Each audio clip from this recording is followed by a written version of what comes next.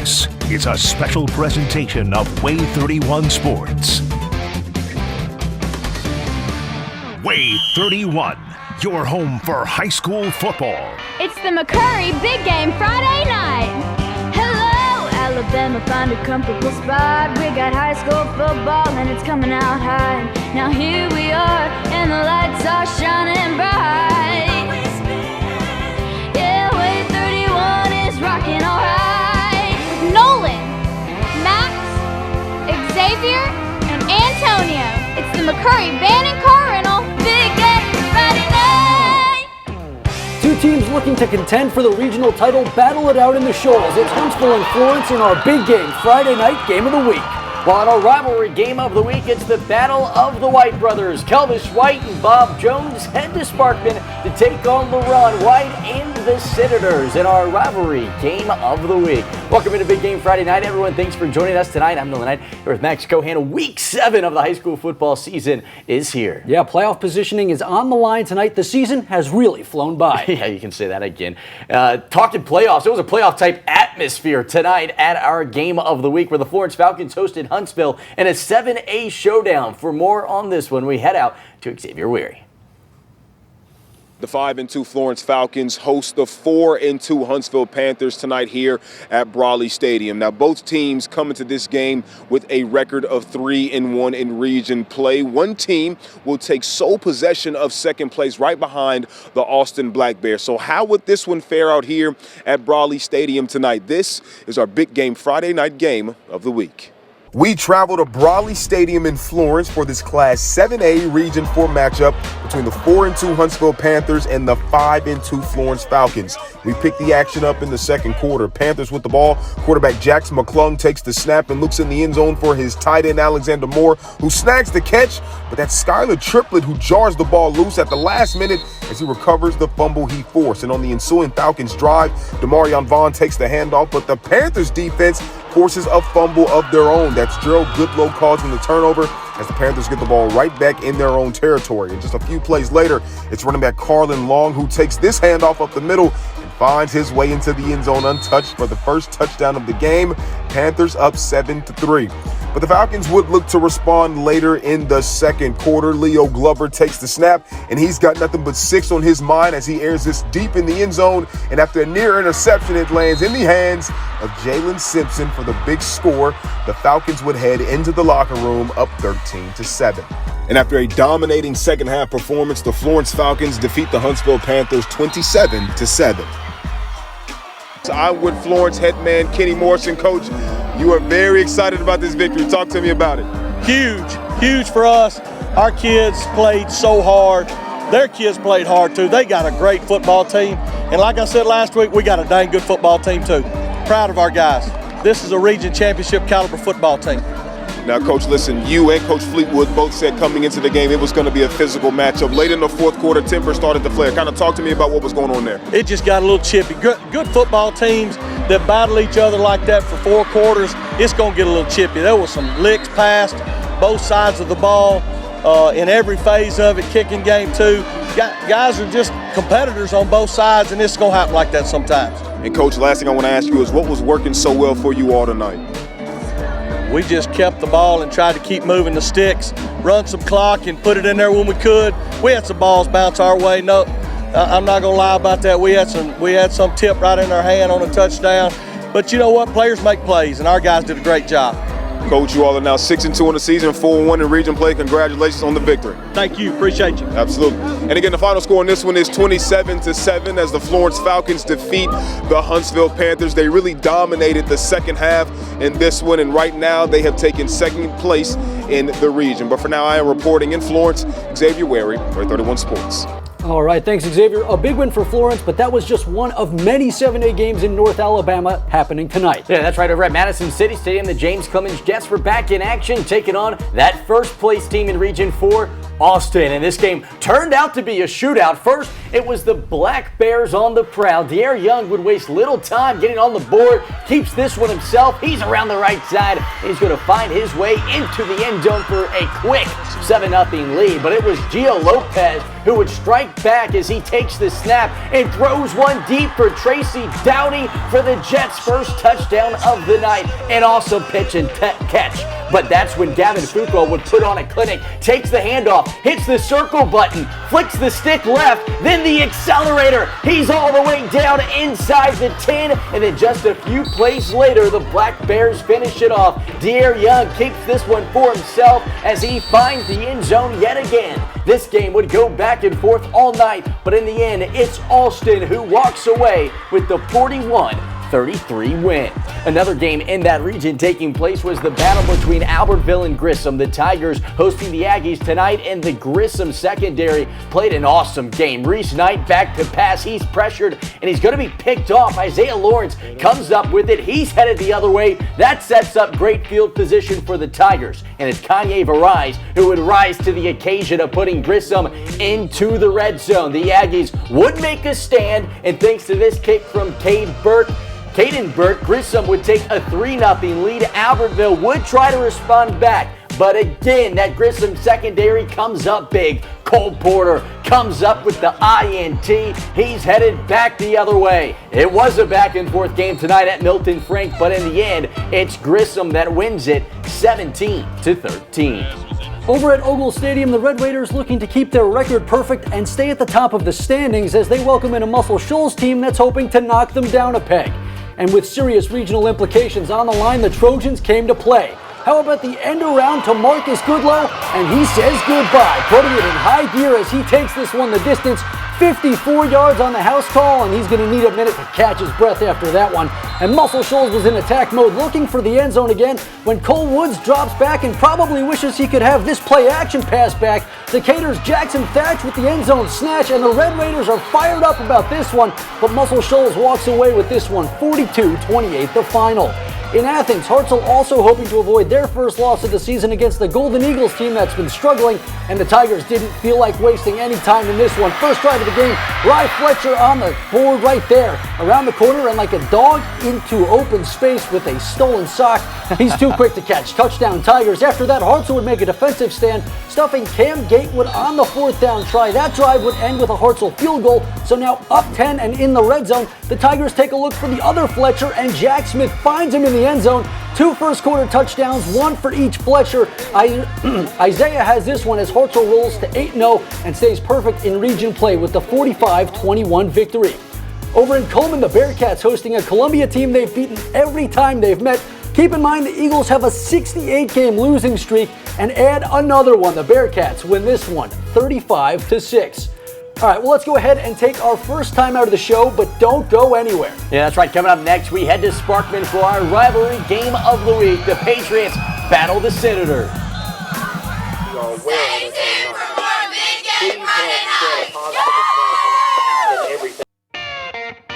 It's the McCurry Big Game Friday night. You're watching Big Game Friday night. Go Patriots!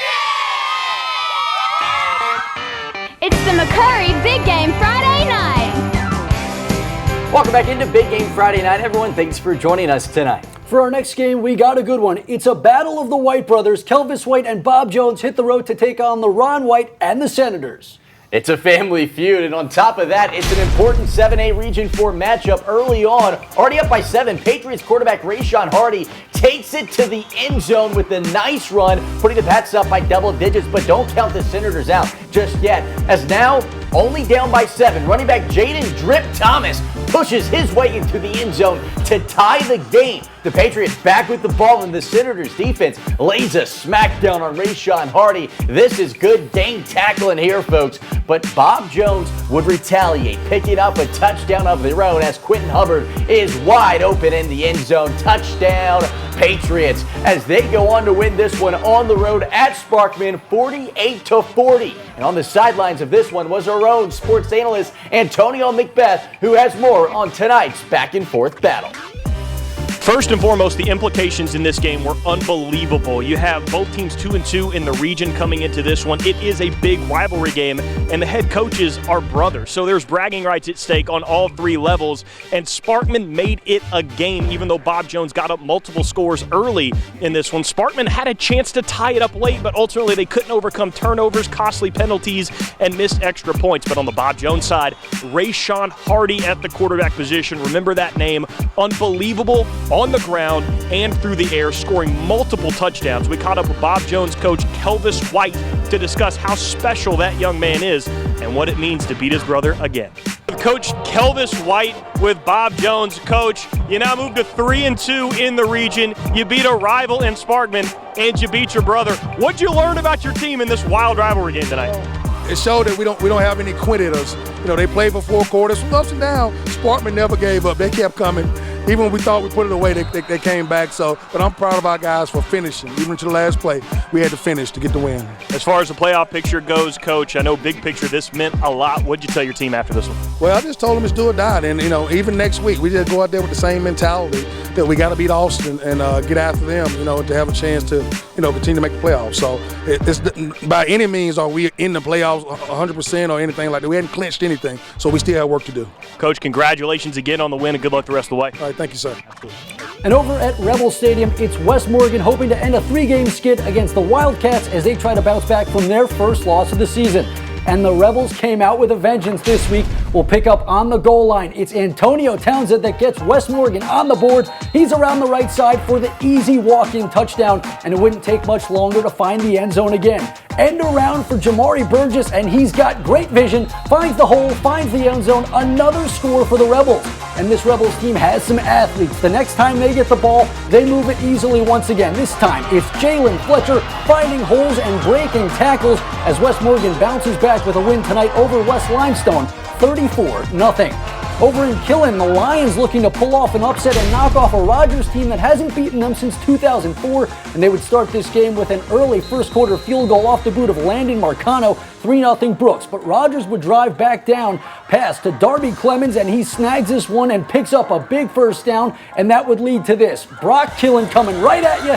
He powers his way through for 6 to give Rogers the lead, but the Lions would take that lead right back. Check out this play from Seth Walton. He's going to make a slew of defenders miss on this one before he finally powers his way in for 6, and in the end, Brooks sneaks away with the 24-21 win.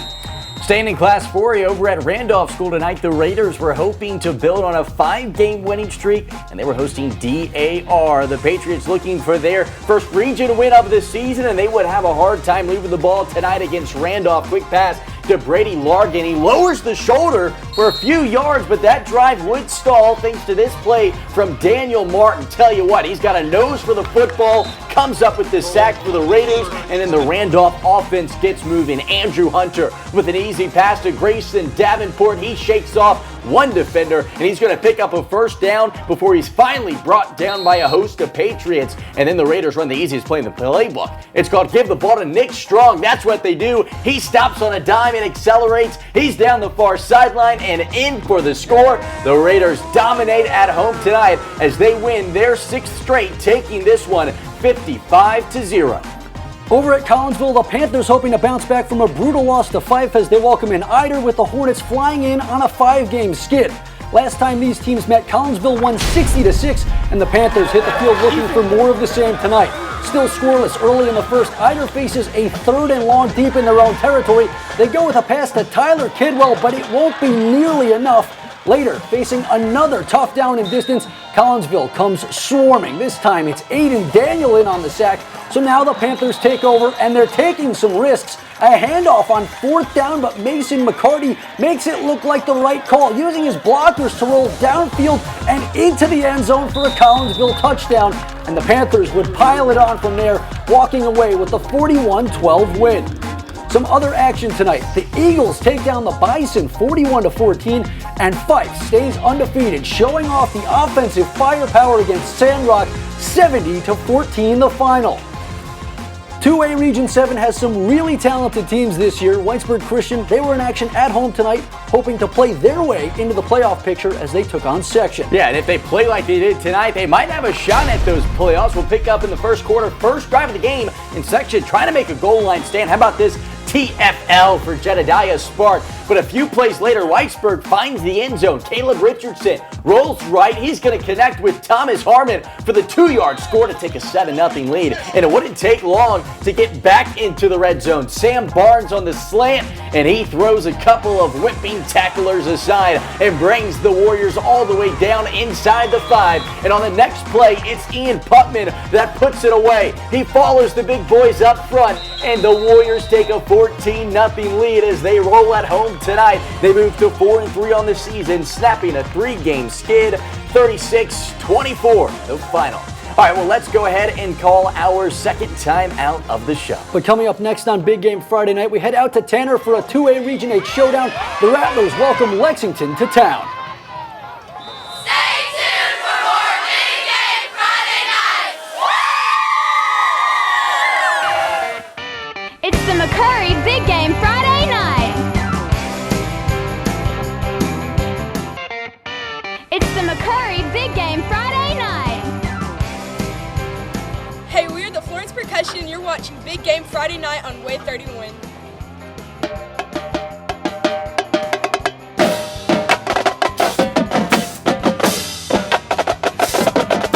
Oh man, how about that? Big congratulations to the Florence High School Marching Band for being awarded this week's Flow Air Spirit Award. The Falcons Band consists of 102 members and received all superior ratings last Saturday at the Pirate Classing Marching Competition at Winfield and received the highest band scores of all Alabama schools participating. All right, how about we get back to some football now? Max, let's head out to Tanner where the Rattlers were hosting the region leaders in Lexington. Yeah, and over at Tanner, the Rattlers were hosting Lexington, a team that's won 4 in a row, and the Golden Bears got off to a hot start, already up 20, when Byron Lane gets the handoff and finds a gap. He's almost tripped, but manages to keep his balance and then makes 2 Rattlers hit each other, and he breaks free. That, my friends, is what we call life in the fast lane. The 50-plus yard score makes it 26-zip, but Tanner wasn't going down without a fight. Carl Parham, seeing the pocket collapse, and decides to go. Taking off for a nice gain, he hits the dirt instead of getting hit. It will be more of the same later in the drive as Parham disappears in the pocket but pops out, sprinting his way towards the sideline for another big gain. Eventually, they'd score their first point of the contest. Handoff to Jarek Thompson. This one is the textbook definition of a walk-in touchdown, but unfortunately, the rest of the game was not as easy as that play. Lexington picks up the win 52-20, the final. All right, changing gears and talking some 3A football now. Mars Hill, we're hoping to build on a 6-game winning streak as they welcomed Phil Campbell to town. And this Phil Campbell team has had a good season this year, but it's never easy to play Mars Hill. And although Phil Campbell defense would make a couple of good plays tonight, like this sack here on Griffin Hansen, for the most part, it was all Mars Hill. William Owens taking this handoff, following those big blockers and scoring here to make this a 6-score ball game. Phil Campbell would move the ball well in the second. Hudson Hyde on the triple option keeps this one for himself. He picks up a big chunk of yards on the far sideline, but they would turn the ball over, and this dive from Braxton Mayfield would put it away as Mars Hill dominates in this one at home, 56-0 on homecoming. Some other scores from 3A Region 8. Clements hosted Elkmont tonight, and the Colts pick up the win in that one, while at Colbert County, we had a rivalry showdown with the Indians hosting Heights. The Indians take it 28-12. Before we go, let's share with you one more game. Crossville was back at home tonight looking for their first win of the season, taking on Douglas. And the Lions would have their hands full in this one, already trailing 35-0 in the second half, but they have some fight in them. 1st and 10 for Crossville, and they go with the toss right, and it's working. How about the speed from Steve Wan? He's down the far sideline and is pushed out deep in Douglas territory. And if it's not broke, don't fix it. That's my motto. One more time, then how about once more? It's another first down to Crossville with a little life. They keep going to him as he dives in for a first down, and despite the second half score, it's not enough as Douglas dominates 42-14. In the other 5A Region 7 games that took place tonight, Boaz hosted Arab in a Marshall County rivalry, and the Knights take down the Pirates 56-17, while at Scottsboro, the Wildcats were hosting Sardis, and the home team prevails 25-0. All right, well, now it's time for us to take our third and final timeout of the night. Yeah, but don't go anywhere. Coming up next on Big Game Friday Night, we introduce to you our premier urgent care fan of the night. This time, we head to Randolph. Stay tuned for more Big Game Friday Night. It's the McCurry Big Game Friday Night. You're watching Big Game Friday Night.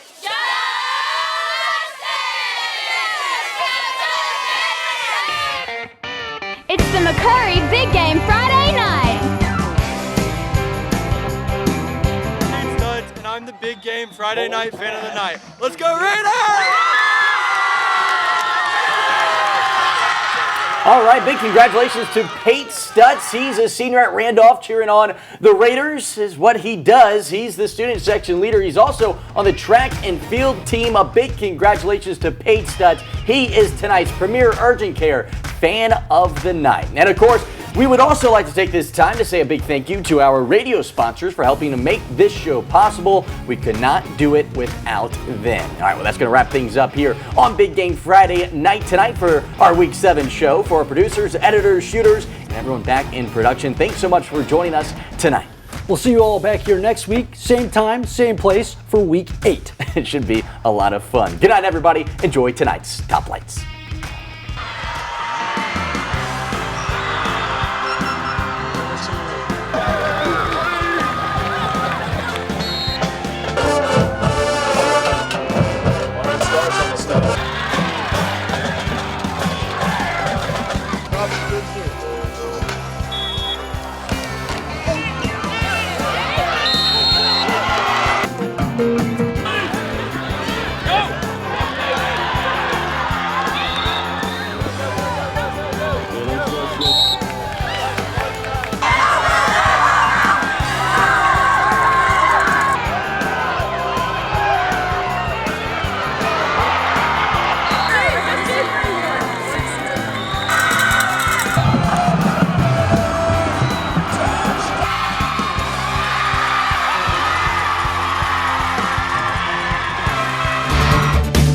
Watching a special presentation of WAAY 31 Sports.